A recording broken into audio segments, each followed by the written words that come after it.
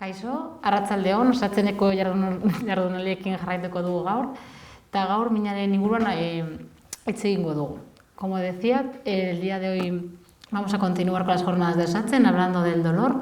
Y bueno, las ponentes del día de hoy van a ser Guisane Martínez, médica de atención primaria en el Centro de Salud de Bidezábal, Amaia Etxebarria, fisioterapeuta en el Hospital de Gurutzeta, y Guisane Orrandia, fisioterapeuta en el Hospital de Galdakao. Entonces, si os parece, vamos a empezar con la parte teórica y luego pasamos a la parte práctica. Y luego dejaremos una parte final para hacer las preguntas o comentarios que queramos decir, para hablar un poco vía libre. O sea, que cada uno que pueda decir lo que quiera y así, ¿vale? ¿Os parece bien? Pues pasamos. Bueno, arratsaldeon, eskerrik asko denori etortzeagatik, y yo, como ha dicho Ainhoa, comenzaré por la parte teórica. Bueno, hasta ahora nos han enseñado a abordar el dolor desde su clasificación, ¿no? Lo hemos abordado desde su duración, si era agudo o crónico, desde su localización, visceral, nociceptivo, desde su intensidad, etcétera, ¿no? Así que partimos de la premisa de que cuando existe dolor es porque existe un daño localizado en los tejidos, ¿no? O sea, es decir, nuestro constructo teórico identifica el dolor con daño en los tejidos, bien sea agudo o crónico, ¿no? Cuando es crónico siempre aludimos a que es una lesión mal curada, ¿no? Bajo este modelo teórico, pues lo que hacemos es, este modelo biomédico, lo que hacemos es diagnosticar y tratar el tejido que duele, ¿no? Con lo cual lo que hacemos es, incluso en aquellas situaciones en las que no existe lesión, no existe daño, pues le ponemos etiquetas diagnósticas, ¿no? Como en el caso de la fibromialgia o de la migraña, ¿no? Y como consecuencia de ello, a lo que llegamos es a la medicalización del dolor, ¿no? Pero este modelo biomédico no nos proporciona una respuesta adecuada, pues fundamentalmente en dos situaciones, ¿no? Una es la experiencia del alivio del dolor después de administrar tratamientos con placebo, y otra es la experiencia del dolor cuando no existe alteración fisiológica, ¿no? Cuando no existe daño, donde no existe necrosis, ¿no? Entonces, esto nos lleva a cuestionarnos, en primer lugar, si realmente este modelo está funcionando, y en segundo lugar, yendo un poco más allá, a preguntarnos qué es y para qué sirve el dolor, ¿no? Esta es la pregunta, digamos, clave. Pues el dolor el dolor agudo es un sistema de alarma que se activa para que pongamos la atención en la causa del mismo y se active una respuesta, ¿no? O bien proteger la zona si ha ocurrido daño, o prevenir retirándonos para que no ocurra ese daño, ¿no? Entonces, imaginaros que no sintiéramos dolor, pues nos romperíamos, nos quemaríamos, etcétera. Es decir, al final nos moriríamos, ¿no? Con lo cual, la función biológica del dolor es protegernos y ayudarnos a sobrevivir. Pero ¿qué sistemas tenemos que nos protegen o que nos defienden? Entendiendo sistemas de defensa como aquellos que identifican un peligro y son capaces de reaccionar frente a él. Pues tenemos el sistema inmunitario, que es el que tenemos interiorizado, ¿no? Que es el que nos defiende de virus, bacterias, etcétera. Y el sistema nervioso, ¿no? El sistema nervioso, que a través de las neuronas sensitivas manda información al cerebro, este hace la valoración de amenaza y a partir de ahí pone en marcha lo que llamamos el programa de defensa, ¿no? En este programa de defensa intervienen varios actores, ¿no? Como es el sistema nervioso simpático, que ante una amenaza lo que hace es, pues eso, aumentar la frecuencia cardíaca, movilizar las reservas de energía, pupilas dilatadas.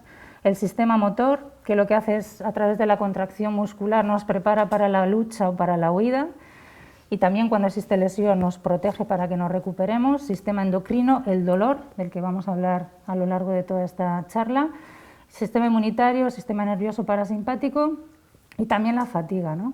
La fatiga es una percepción subjetiva que construye el cerebro y que tiene una función biológica, que es la de cuando estamos en una situación de mucho esfuerzo físico-mental, pues nos ayuda a que paremos, nos recuperemos para después volver a la actividad, ¿no? Todo esto se produce de manera inconsciente y una vez que esa amenaza desaparece, que no se evalúa amenaza, pues la alarma se desactiva y volvemos a la situación de retorno, ¿no? Ambos, el sistema inmunitario y el sistema nervioso, constituyen el sistema neuroinmune, que a su vez tiene dos componentes. Un componente congénito, que es el que nos ha servido para sobrevivir evolutivamente y que está insertado en nuestro pool genético, y un componente adquirido que complementa al anterior y es el que vamos pues, consiguiendo a través del aprendizaje, ¿no? Pero aquí es importante tener en cuenta que siempre que aprendemos va a haber una cuota de error.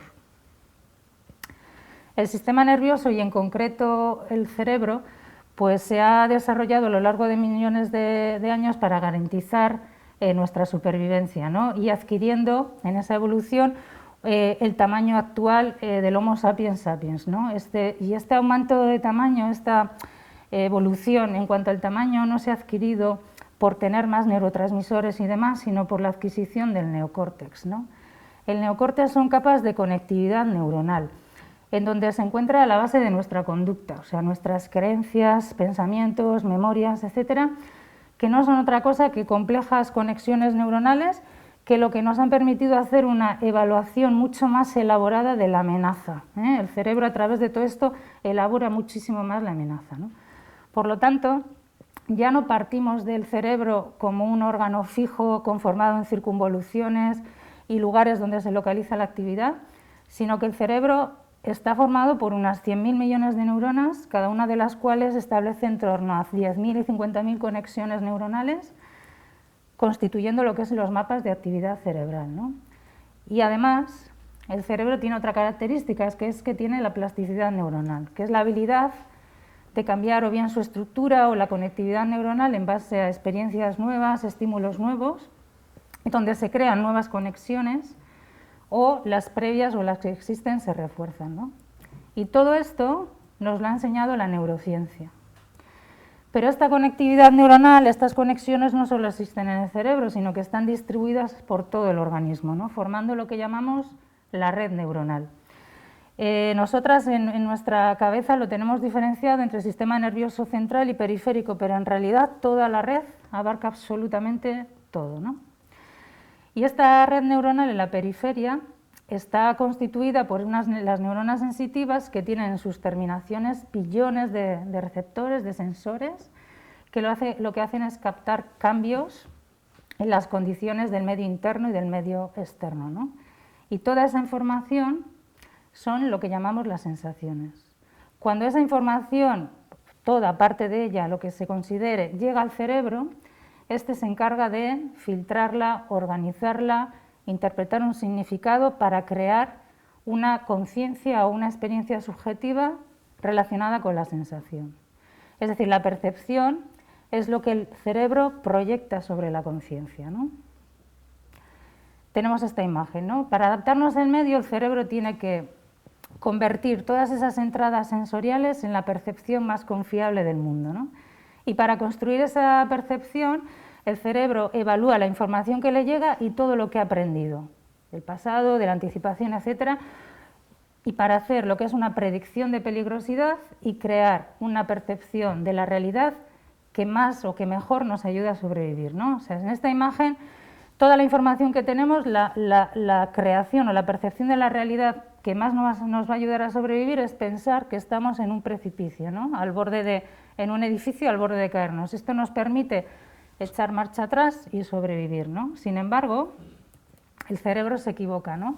Comete errores de predicción, errores evaluativos, ¿no? Así que lo que percibimos pues no es realmente el mundo, no es el mundo como realmente es, sino la mejor suposición del cerebro, ¿no? ¿Y cómo se traduce todo esto de la sensación y la percepción cuando hablamos del dolor? Pues cuando hablamos del dolor nos encontramos con que tenemos, no sé si se ve aquí, eso es, las neuronas sensitivas que se encuentran en el asta posterior de la médula, que tienen al final de los axones, al final de las terminaciones nerviosas, unas proteínas que se llaman nociceptores. Espera, que no sé qué le pasa a la... Ahora, vale. Que estas proteínas, que tienen una vida media corta, cambian su arquitectura espacial cuando se producen cambios de tipo mecánico, térmico, químico, que amenazan, eléctricos que amenazan la integridad de los tejidos. Esto es importante. El detalle de que amenacen, ¿no? Estos cambios, o sea, pueden ser inofensivos, pueden ser destructivos o letales, pero siempre producen una amenaza, ¿no? Cuando en esa célula esa amenaza conlleva una lesión, una necrosis, una muerte celular violenta, se produce la inflamación. Y la inflamación tiene una función biológica, porque toda esa información va a llegar al cerebro y el cerebro, según escenario, que luego veremos, pondrá un patrón de protección para que el tejido se vaya recuperando, ¿no? Veis ahí ese magma inflamatorio lleno de células receptores que se produce, ¿no? Aquí dar un pequeño detalle de que hay otro tipo de muerte celular, que es la muerte celular programada, en la que no tiene por qué existir, no tiene por qué activar a esos sensores que detectan cambios, ¿no? Es producida por un proceso de envejecimiento fisiológico que no tiene por qué activar este sistema nociceptivo, ¿no? Esto es, por ejemplo, lo que tenemos en la artrosis, la osteoporosis, etcétera, ¿no? Son procesos fisiológicos de envejecimiento, ¿no? O de desgaste. Entonces, yo creo que aquí entramos en otro punto de inflexión. Es importante entender que no existen los receptores de dolor, existen los receptores de amenaza a los tejidos, que pueden provocar necrosis o no. Y tampoco existen vías del dolor, existen esas neuronas sensitivas que van llevando esa información por diferentes estaciones, tálamo, hasta llegar a la corteza cerebral. Y es en la corteza cerebral donde se encuentra la neuromatriz del dolor, que son un conjunto de áreas cerebrales que son las encargadas de procesar esa información, no solo la que llega desde la periferia, sino también de creencias, memorias del dolor, etcétera, evaluando si existe amenaza o no en el tejido. Si la valoración es de amenaza, se producirá la percepción del dolor. Es decir, la percepción del dolor es una proyección, es una construcción cerebral y que el cerebro proyecta el dolor sobre una zona del cuerpo determinada, ¿no? Implica una valoración de amenaza, que a veces es errónea, de daño que puede ser inminente, necrótico o imaginado, ¿no?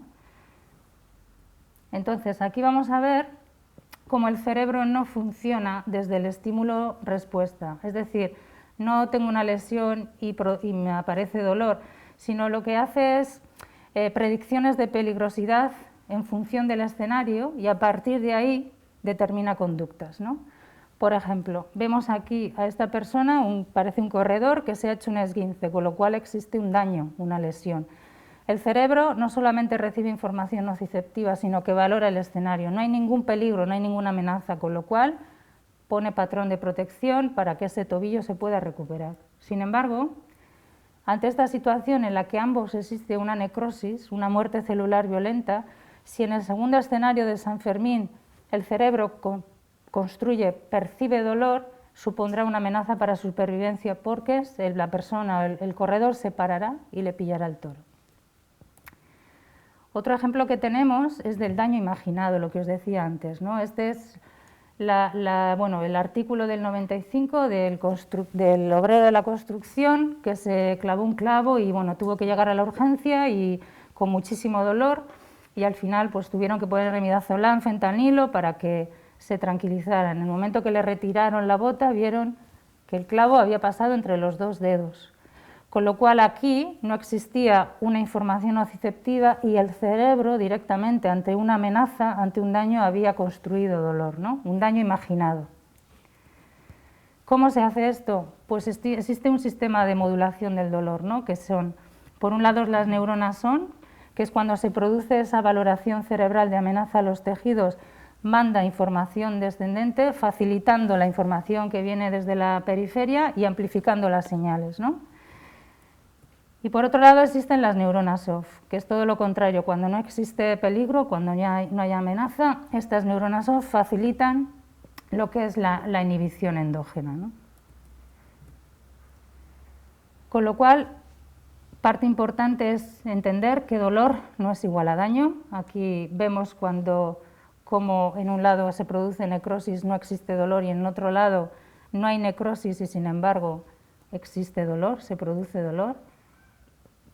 En el primer caso por amplificación de señales y el segundo por inhibición, y luego yo creo que un punto de flexión también importante es entender que cuando hablamos de daño, cuando hablamos de necrosis, estamos hablando de los tejidos, que es una cuestión de tejidos, y que realmente quien decide poner dolor, percibir dolor, es el cerebro, ¿no? Ramachandran dice que el dolor al final es una opinión cerebral, ¿no?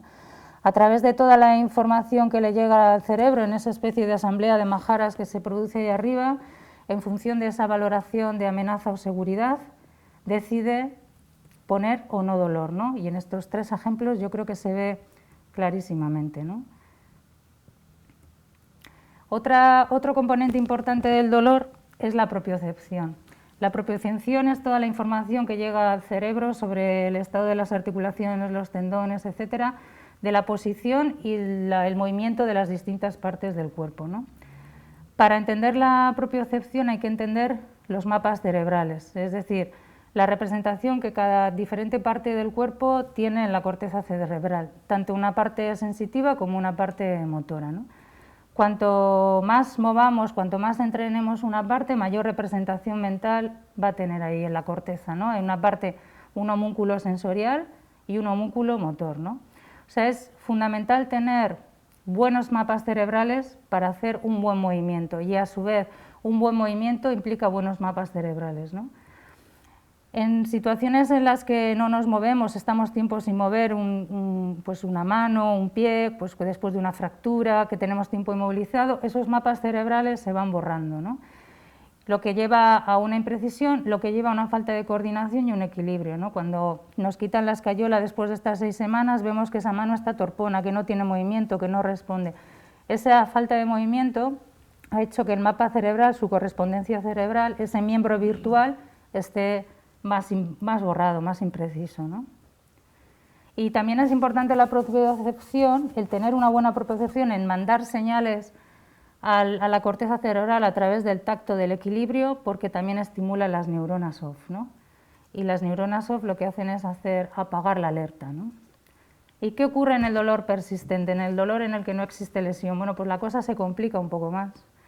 En el agudo, cuando existe lesión, ya hemos visto, existe inflamación, cicatrización, remodelación, ¿no?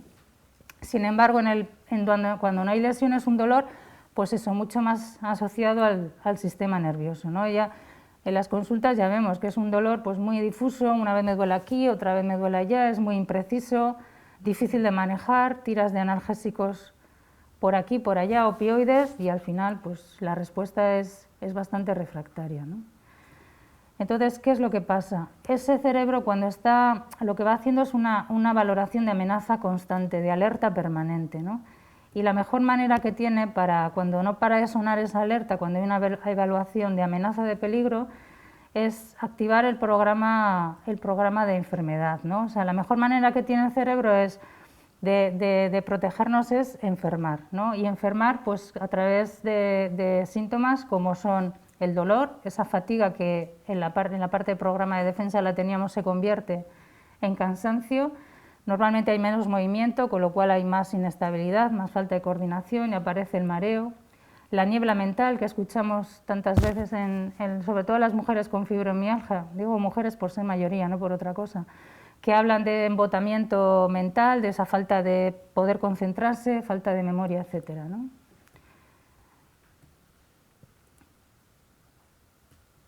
Entonces, de lo que estamos hablando, la propuesta es la hipótesis, digamos, es del error evaluativo del sistema neuroinmune. Es decir, estamos ante un cuerpo razonablemente sano, sin embargo, la interpretación que hace el cerebro de esas situaciones es estar en una amenaza constante. En realidad, quien se está equivocando es el cerebro, ¿no? En todo esto ya no estamos hablando de sistema nociceptivo, no estamos hablando de daño, lesión o necrosis. Intervienen pues otros actores que se encuentran, que son todas esas conexiones neuronales complejísimas que hemos adquirido fundamentalmente a través del aprendizaje, ¿no? Que son las memorias, las creencias, los pensamientos, las predicciones, sentimientos, etcétera, ¿no? Y todo esto lo hemos aprendido. Así que el dolor también se aprende, ¿no? ¿Qué mecanismos tenemos de aprendizaje en general? Pues uno de ellos es la asociación, que es el famoso perro de Pavlov, es cuando asociamos un estímulo neutro a una conducta, al poner ese estímulo se vuelve a reproducir la conducta, ¿no? Aquí abajo había un artículo que era de bueno, cómo las personas percibían dolor ante imágenes que eran neutras, que era porque previamente esa imagen se había asociado a un estímulo nociceptivo de calor, incluso desapareciendo la inflamación producida se puede volver a generar o a percibir dolor poniendo una imagen neutra, ¿no? Otro mecanismo superpotente de aprendizaje son las neuronas espejo, la imitación. Estas son las que se activan cuando tú realizas una acción y cuando luego ves esa acción realizada por otra persona, ¿no? O sea, es como imaginar una acción, anticipar lo que va a pasar y hacerla, pues al final activa las mismas conexiones neuronales, las mismas áreas cerebrales, ¿no? Y otra manera de aprender también es por amenaza, O sea, el aprendizaje por amenaza lo que hace es evitar que hagamos futuras acciones que nos puedan ocasionar situaciones dolorosas, porque hemos aprendido que esas acciones en el pasado nos causaron dolor, ¿no? Y el aprendizaje por amenaza es el que más implicado está, digamos, en la memoria del dolor, ¿no? La memoria del dolor es una memoria sobre todo emocional, donde fundamentalmente la emoción principal es el miedo, ¿no? En el dolor crónico, o en el dolor persistente, mejor dicho, no se produce por una lesión en el tejido, sino se produce porque el cerebro genera una memoria del dolor al recordar el dolor que sufrió ese tejido, aunque en la actualidad ya no esté dañado, ¿no? Y sí que es verdad que gracias a tener memoria, lo que hace el cerebro es tener la capacidad de anticipar situaciones, ¿no? Y luego el dolor también es conducta. O sea, Ramachandran, que es un neurocientífico que he nombrado antes, dice que el cerebro evita mover aquello que quiere proteger, ¿no? Entonces, cuando se produce una lesión, el cerebro deduce, o sea, lo que hace es relacionar la orden motora con el desencadenante de la lesión, ¿no? Para que no estemos conscientemente recordándonos que no tenemos que mover esa zona, porque lo que hay que hacer es pararla, protegerla, para que de una manera fisiológica y natural se vaya reparando los tejidos, ¿no? ¿Qué es lo que pasa cuando ante ese dolor pues hay un componente importante de pensamientos negativos, de creencias erróneas, de catastrofismo? Porque esa fusión que en un momento era biológica y servía para reparar se mantiene a lo largo del tiempo, ¿no? Y al final acaba desencadenando un miedo al dolor, un miedo al movimiento y generando el círculo vicioso de mayor ansiedad, mayor depresión, mayor dolor, etcétera, ¿no? Y el aprendizaje también se produce en la sociedad en la que vivimos, ¿no? Cuando tenemos un síntoma siempre le atribuimos un significado, ¿no? O sea, para crear una representación, y esto está basado en las creencias que tenemos, ¿no? Cuando algo nos pasa siempre le atribuimos una causa, sabemos cuánto tiempo nos va a durar, sabemos pues eso, cómo va a evolucionar, ¿no? Y estas creencias están basadas en experiencias previas que hayamos tenido con el síntoma, por ejemplo, a través de la memoria del dolor o a través del aprendizaje que hemos hecho por imitación en personas que han tenido el mismo síntoma. Por ejemplo, esto se ve mucho cuando haces la historia del dolor en personas con fibromialgia como migraña, es mirando hacia atrás en la familia, familiares cómo vivían, qué conducta desarrollaban cuando tenían dolor, y te das cuenta, y ellas se dan cuenta o ellos, que están repitiendo la misma conducta, el mismo patrón, ¿no? Y esto sobre todo es también a través de las neuronas espejo, ¿no? Y luego estas creencias también vienen dadas por los medios de comunicación, por toda esa información que se transmite en la web y demás, y por nosotras, ¿no? Por las llamadas expertas, ¿no? Estos son efectos creencia. Efectos creencia es el efecto placebo, que ya sabéis cuál es, el efecto nocebo y el efecto antinocebo, ¿no? El efecto nocebo tiene que ver con dar una información amenazante que no tiene por qué venir solo de los medios de comunicación de fuera, ¿no? Y tampoco tiene que ver solamente cuando damos un fármaco que no es el adecuado, ¿no? El efecto nocebo lo podemos estar haciendo desde el momento que abrimos la puerta de la consulta, desde la actitud que tenemos, desde la información, cómo la damos, qué contenido amenazante está en ella, ¿no? O sea, está demostrado, hay una relación directa entre información amenazante y dolor, ¿no? Si damos información amenazante sobre una zona del cuerpo, se puede generar malestar en esa zona del cuerpo, ¿no? Y vamos a a ver un ejemplo, ¿no?, de cómo va esto, ¿no? Pues esta es una revisión sistemática del 2015, en el que se vieron hallazgos de degeneración de la columna vertebral por franjas de edad y se vio los porcentajes de las personas que eran asintomáticas, ¿no? Pues aquí teníamos, por ejemplo, a ver si puedo con el puntero, no sé si se ve, hernia discal, pues en la década de los 50 un 60% de las personas que tenían hernia discal no tenían ningún dolor. Conceptos como degeneración discal, protusión discal, degeneración, ¿no?, todas estas palabras que vienen en los informes de la resonancia y que nosotras transmitimos a los pacientes, ¿no? En general, la conclusión que se llegaba es que las hernias discales no son la causa del dolor de espalda en la mayoría de los casos y hasta el 40% de las personas tenían la hernia y eran asintomáticas. Entonces nos podemos preguntar, pues en el caso de la década de los 50, ¿no?, que veíamos un 60% con hernia discal, ¿qué pasa con el 40%? ¿Por qué tienen dolor, no? Pues una posibilidad puede ser esta. Esto fue un artículo en el que hablaban de que si el dolor de espalda era una enfermedad contagiosa, ¿no?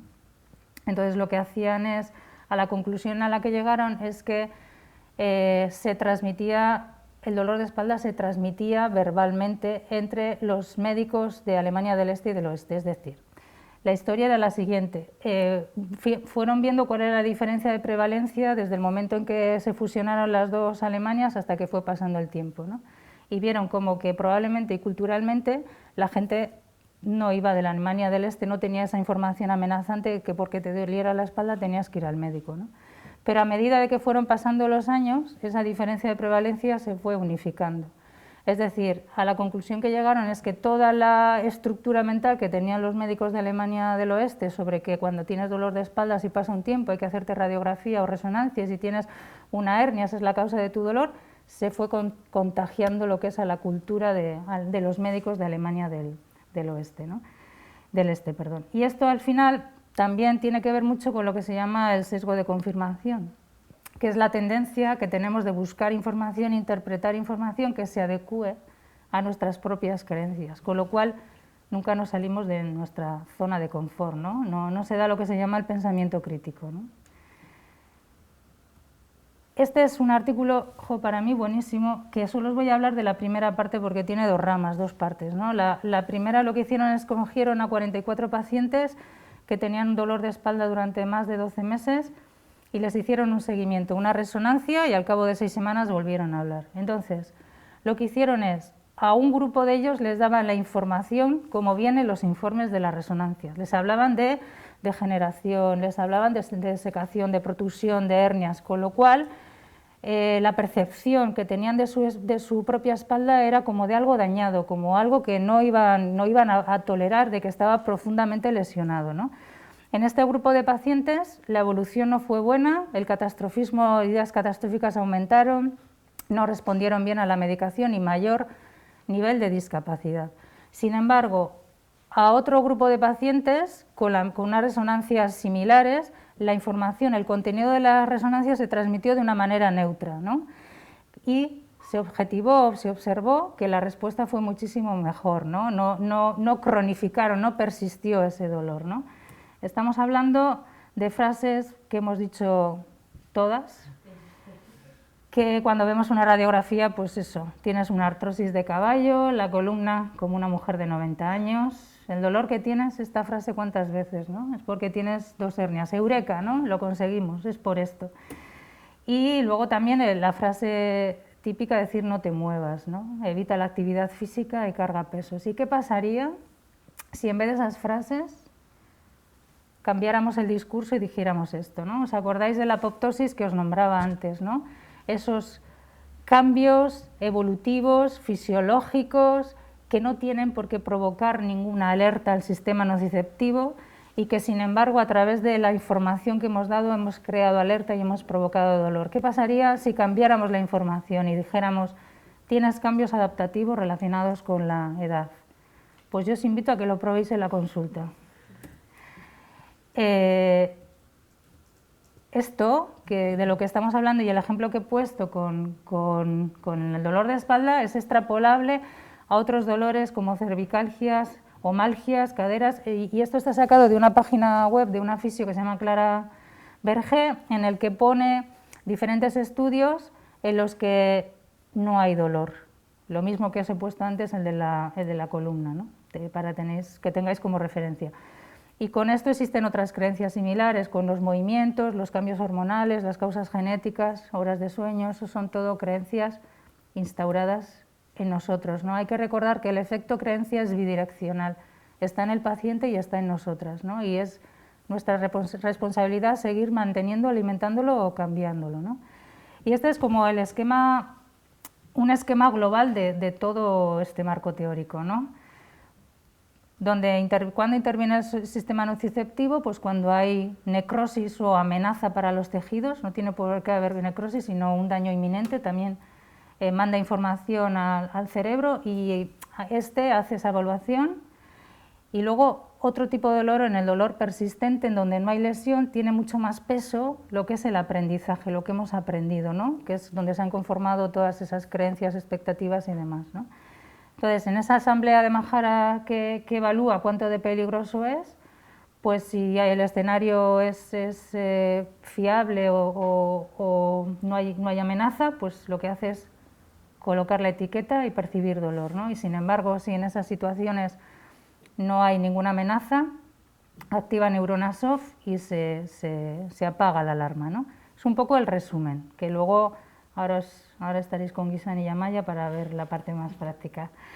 Pero aquí viene la clave, una de ellas, es que tenemos plasticidad neuronal, lo que os he comentado antes, esa habilidad de cambiar conexiones neuronales y crear nuevas, ¿no? A través de experiencias, a través de información nueva, ¿no? Con lo cual el dolor sí se aprende, pero también se desaprende, ¿no? ¿Y cómo lo hacemos?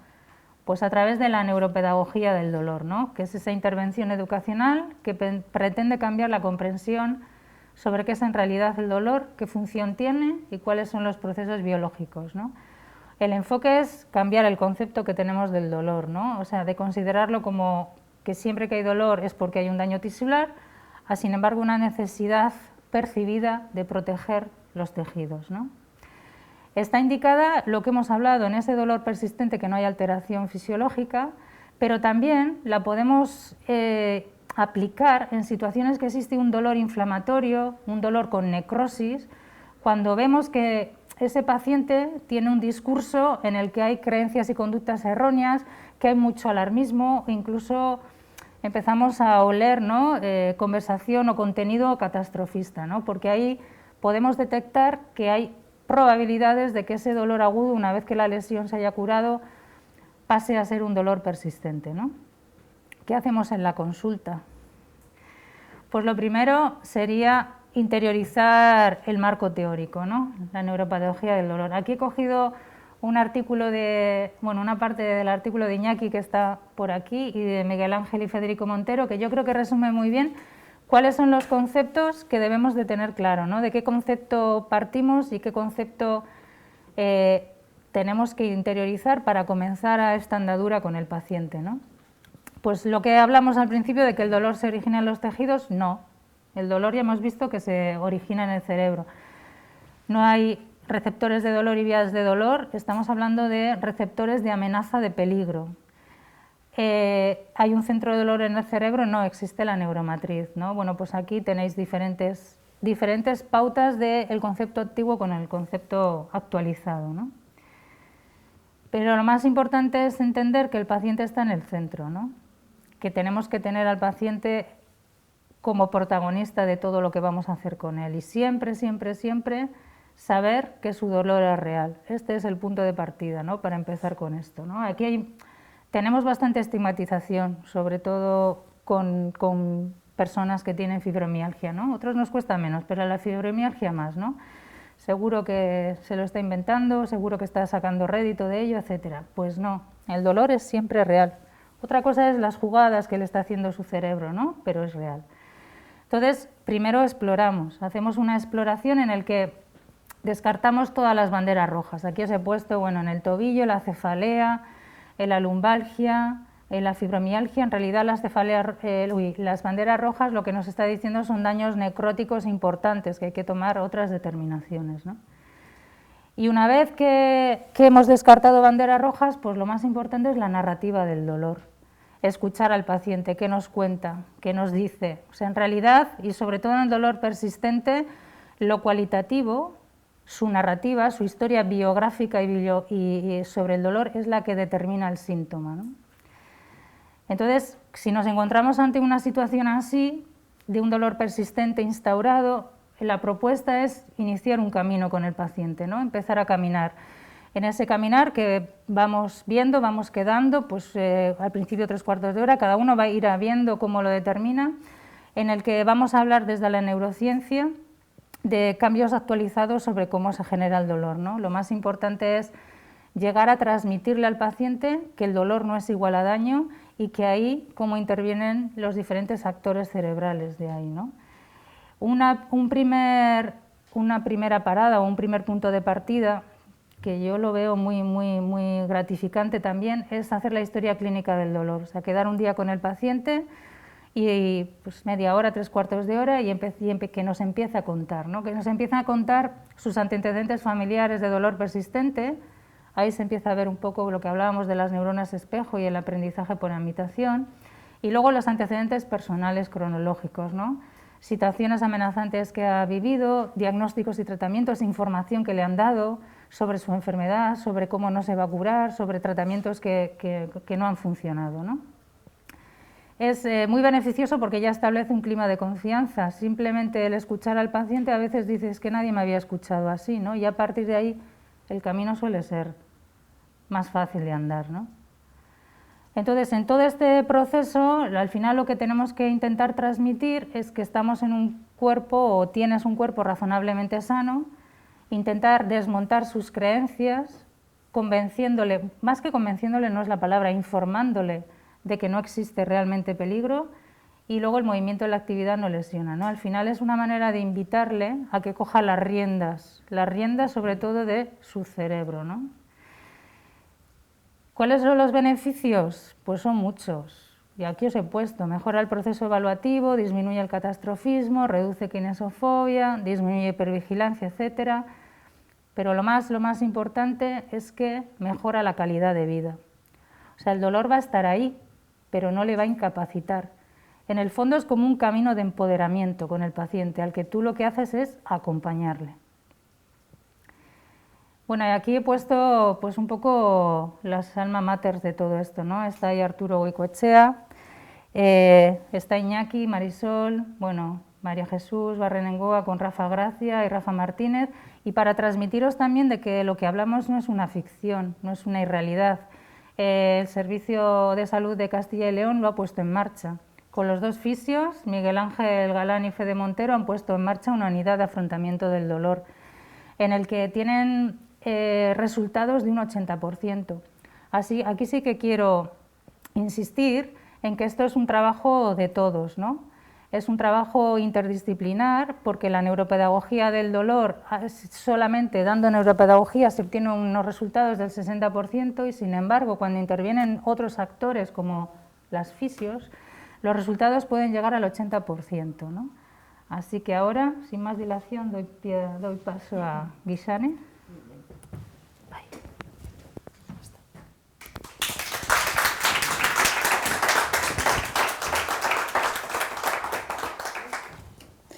Bueno, arrastión.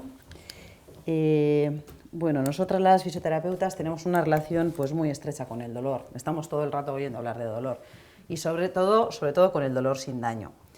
Es el pan nuestro de cada día. Entonces nosotras pues nos hemos formado mucho, hemos hecho un montón de cursos, pues porque como todos los profesionales queremos ayudar a nuestro paciente, y veíamos que nosotros pues íbamos tratándoles, mejoraban, pero volvían al de 3 meses, al de 6 meses, al de 1 año, y no se acababan de librar de nosotros ni nosotros de ellos. Entonces, pues bueno, el haber conocido la educación en neurobiología del dolor, para nosotros ha sido un punto de inflexión, porque ha encajado el puzzle, ¿no? Además, nosotras, las fisioterapeutas, no prescribimos medicación, fármacos, entonces nuestra terapia más importante, principal, es la cinesiterapia. El movimiento casa muy bien con este marco teórico. Y ahora vamos a contaros un poquito pues, cómo hacemos nosotros, qué hacemos con todo esto. A mí me ha tocado la parte más fácil, que es la de hablar de dolor con daño, y pues ojalá todos los dolores fuesen así, ojalá todos los pacientes que nos llegan a consulta fuesen con un dolor consentido biológicamente hablando. Y ahí tenemos además, aparte de ser más sencillo el tratamiento, tenemos muchas más facilidades para empezar con él desde cero y que no se cronifique ese dolor. Lo más importante para nosotros es saber si el paciente que viene con necrosis o no. Es decir, si el dolor que trae es debido a una amenaza real o no, porque vamos a llevar a cabo unas intervenciones o otras. Vamos a tener que desactivar ese recurso o no. Vamos a poner como ejemplo el esguince de tobillo, porque es como muy sencillo, muy visual de ver. Vosotros os lo podéis encontrar en consulta como nosotros y es aplicable a cualquier parte del cuerpo, a cualquier tipo de lesión. El paciente cuando venga a consulta pues va a venir con un patrón de protección importante, no va a poder apoyar, va a tener un yeso natural en la pierna, parece que tiene un palo, no va a usar ni la cadera ni la rodilla. Nos va a venir contando pues, lo que le ha pasado. Ahí, tócalo por aquí, me doy cuenta ahora, ¿no? ¿Me oís bien? Sí, vale. Va a venir contando lo que le ha pasado. Nos va a contar pues, que se ha caído, que ha hecho un movimiento brusco de tobillo.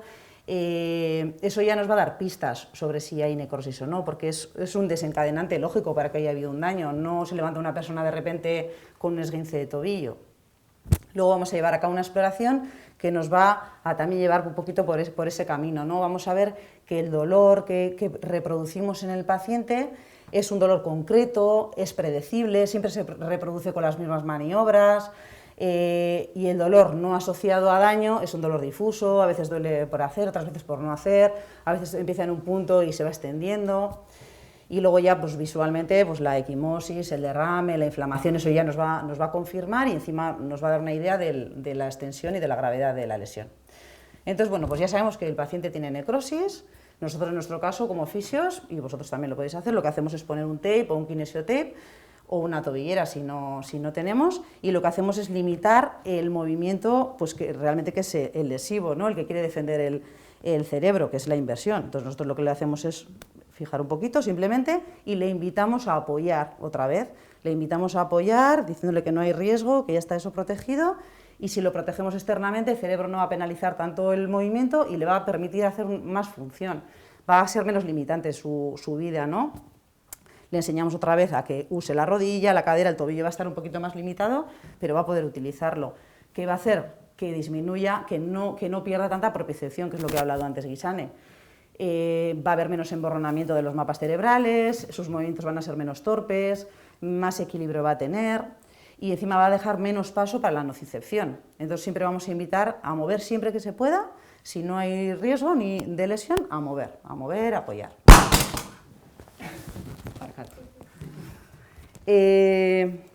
Bueno, entonces aquí ¿qué le explicaríamos? Le explicaríamos que ha habido una lesión, que ha tenido sus tejidos a nivel del tobillo, han sufrido una lesión, un daño, que esto se ha activado la inflamación y el dolor hasta que eso se vaya recuperando, está activado, estamos programados para que eso vaya disminuyendo y hasta desaparecer. Cuando los tejidos estén cicatrizados, ya hasta desaparecerá. Esto sería, le explicamos que es como una herida, que en la herida al principio los nociceptores se sensibilizan, te duele hasta el mínimo movimiento, el mínimo roce, parece que te estás tocando con la herida en todas partes y luego a medida que se va cicatrizando los nociceptores se van desensibilizando y lo que hace es cicatrizar y normalmente la gente no viene a hablarte de dolor de una herida antigua. ¿Qué pasa? Que nosotros visualmente ya vemos que se ha cicatrizado la herida.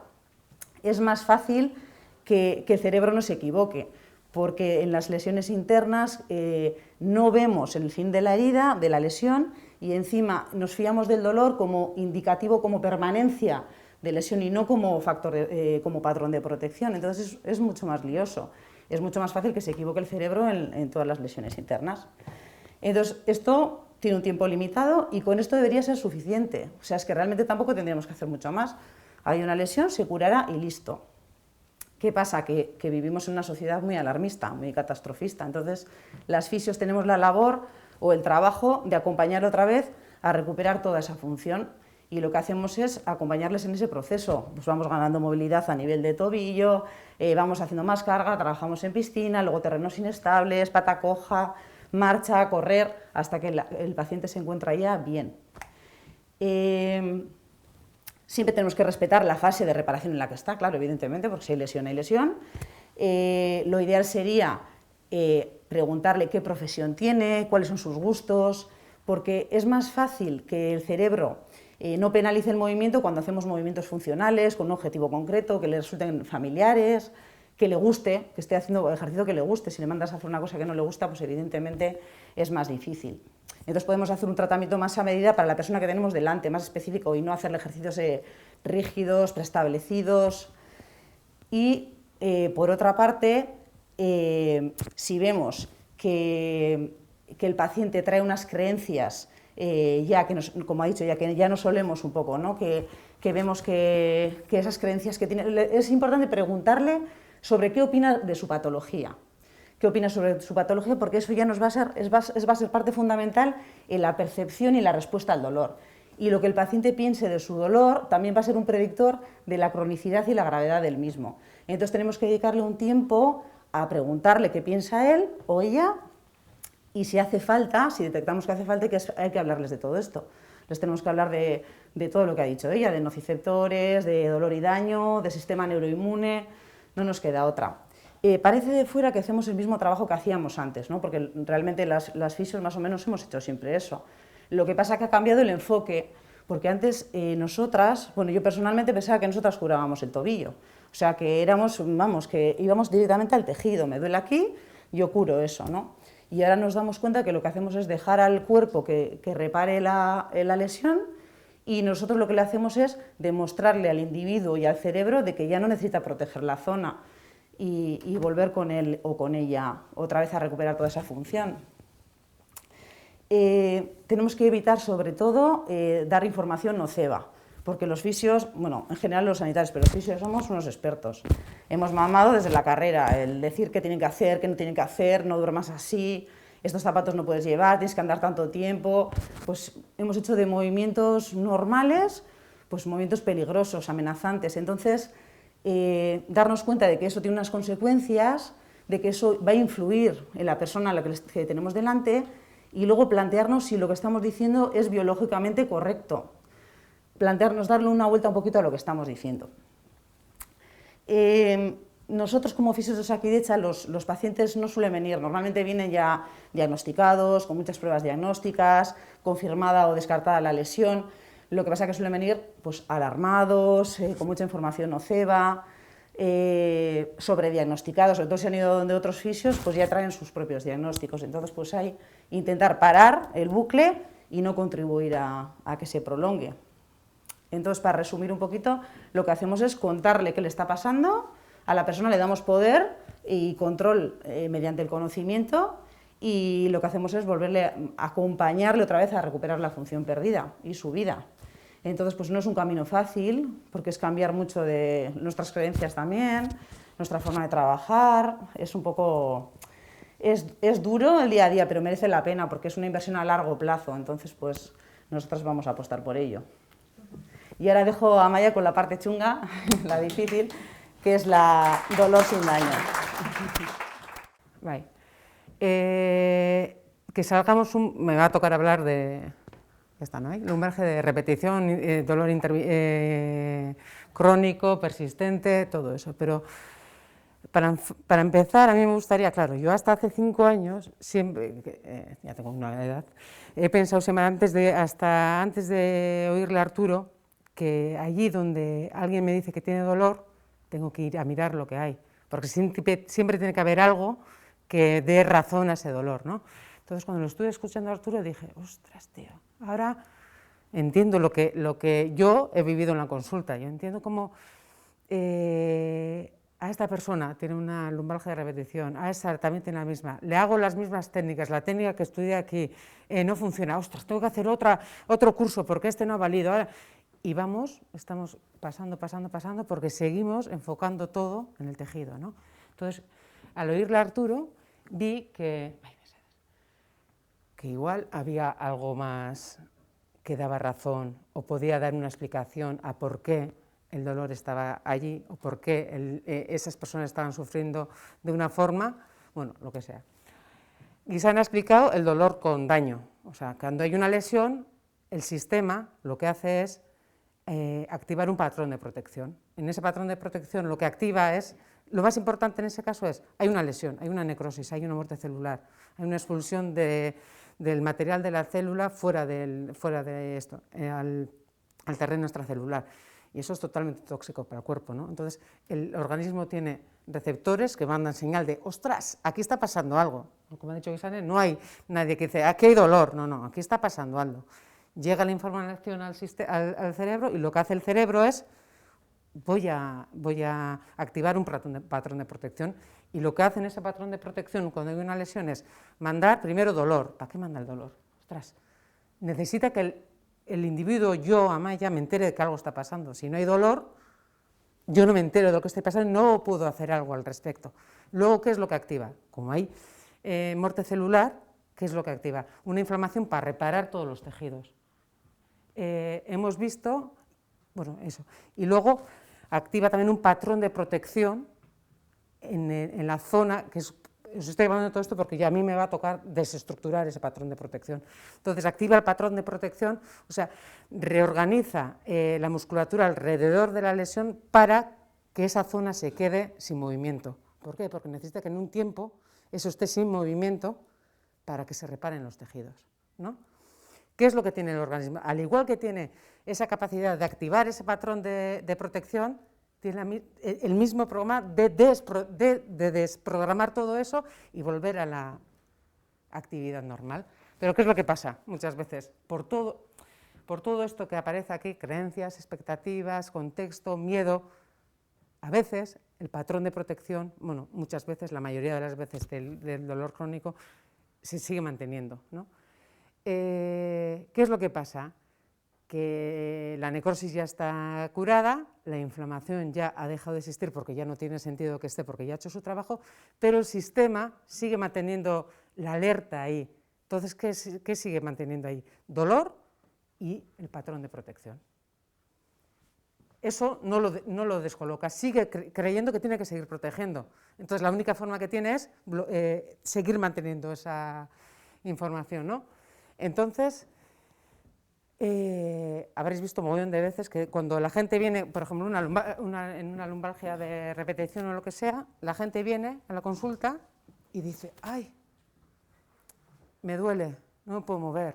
Para sentarse, nos empezamos a sentar así, se sientan. Levantar no puedo. ¿Qué es lo que pasa?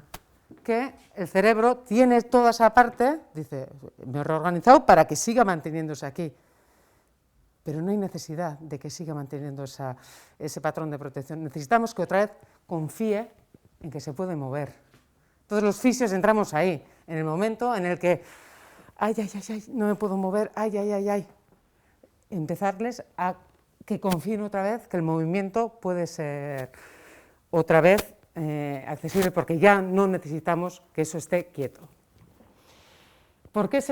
Ya he explicado antes bien, Gisane, ¿por qué se mantienen todas esas creencias, expectativas, por toda esta historia, por cómo el sistema nervioso, para él lo más importante es que las células preserven la vida?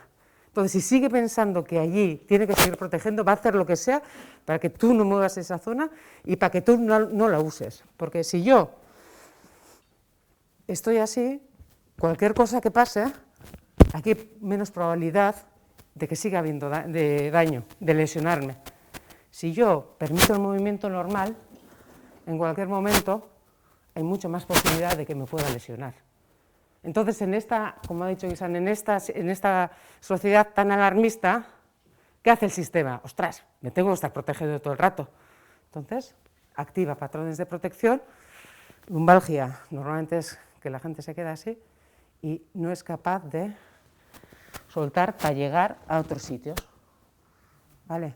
Gran parte de la culpa tenemos nosotros, porque les decimos, a ver, intentar vosotros ahora, durante 5 minutos que esté hablando yo, mantener la misma posición sentadas. ¿Os habéis dado cuenta que en todo este tiempo que hemos estado, sin darnos cuenta, nuestro sistema nos va cambiando la posición en el espacio? Si le dejáramos en paz, él iría haciendo sus cositas, pero hemos metido tanto en la cabeza. Ponte recta, hombros atrás, no sé qué, que se ha quedado ahí. Cuando hay un dolor persistente, un dolor crónico se queda ahí. Entonces, me estoy viendo mogollón, me estoy sintiendo algo. Y entonces eso, entonces nuestro trabajo sería decirles, es que no hay peligro, lo puedes ir soltando. Que es verdad, primero para mí es muy importante que todo este mapa teórico que ha creado Arturo y más gente, explicarle. ¿Por qué? Porque necesita la gente tener una red a la que atreverse a saltar cuando empieza el movimiento, porque la gente viene muy dolorida, está muy mal. Entonces, a nada que empiece a soltar así, aparece el dolor. Y si aparece el dolor, ¿qué es lo que van a hacer? ¡Puc! Al volver a hacerle caso al sistema y a reorganizar toda la musculatura respecto a la creencia que tiene de protección, el dolor se va. Entonces, ¿qué? Va a ser lo contrario. Si a mí se me va así el dolor, será porque así está mejor, aquí estoy lesionando. Le tenemos que explicar todo esto. Para mí es importante, o fue importante saber que el dolor es una percepción, que no es algo que viene de los tejidos. Lo que ha estado explicando también Guisane, la propriocepción. Si yo ya llevo mucho tiempo sin mover la zona lumbar, por ejemplo, los mapas cerebrales han borrado. Entonces, a nada que intente mover un poco, el cerebro dice, ¿qué está pasando aquí? Y aparece el dolor. Con el dolor, el patrón otra vez de volver. Entonces, tenemos primero que calmarles, tenemos que explicarles todo bien, mamá, y luego ir a la práctica. Muchas veces les decimos, tú pregúntate, a ver, ¿cuándo te lesionaste? Hace no sé cuánto tiempo, vale. ¿Tú crees que ya los tejidos están cicatrizados? Sí, no. Vete calmando a tu sistema. Vete, al igual que aprendemos, podemos desaprender. Nosotros estamos toda la vida aprendiendo. ¿Ves cómo me lío? No, bien.